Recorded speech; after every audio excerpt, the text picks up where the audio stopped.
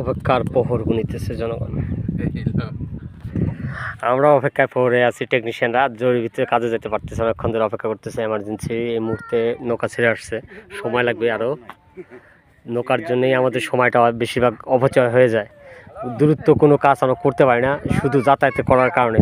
এই ঘাটে ব্রিজটা থাকার কারণেই বড় প্রবলেম। একটা ব্রিজ এমার্জেন্সি আমাদের দরকার ছিল। কত বছর ধরে আন্দোলন হচ্ছে, আন্দোলন করার পর হচ্ছে না। নৌকা আসতেছে অলরেডি, ওই যে নৌকা শুরু হয়ে গেছে।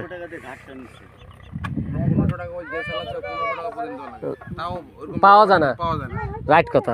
এই যে আমি লেবার পাচ্ছি না, লেবারের কলেজে চলে যাই, মাঝি পাওয়া কঠিন। না, মাঝি পাওয়া কঠিন, মাঝিরও প্রবলেম। মাঝি ঠিক মতন আসতেছে না, হাজিরা কম হওয়ার কারণে। আইবালি না, নৌকা চলে আসছে অলরেডি। কই যাবা তুমি?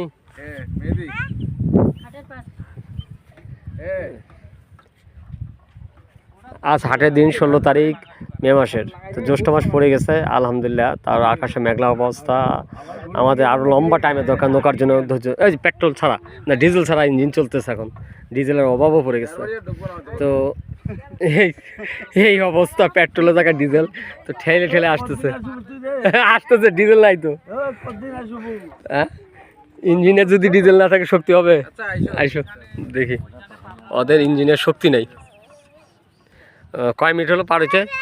প্রায় 3 মিনিটের উপরে হয়ে গেল। আমি 1 মিনিট ধরে এইদিকে কথা বলতেছি, তখন থেকে এই যে আসতেছে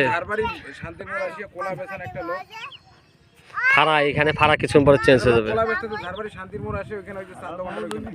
জয়গঞ্জ ঘাট, আটতাই নদী, খানসমা, দিনাজপুর, বীরগঞ্জ।